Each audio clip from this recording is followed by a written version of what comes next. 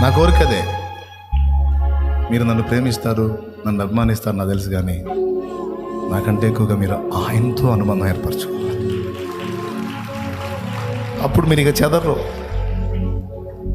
నా ముందున్నా, నాకు దూరంలో ఉన్నా ఇక మీకు ఏ డోకా ఉండదు.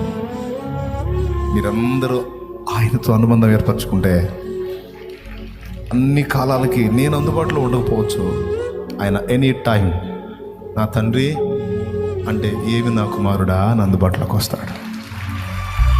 నా తండ్రి అని నువ్వు మోకాళ్ళ మీదకి వెళ్తే ఏమి నా కుమారి, నా తండ్రి నీకు అనుసరిస్తాడు. పోటకత్తుల్లాగా శత్రువుల్ని చుట్టూ గట్టు కట్టి ఉన్నా ఒక్క వెంట్రుక కూడా గద్దించలేరు. గుర్తుపెట్టుకో, ఎవ్వడు ఏ హాని చేయండి.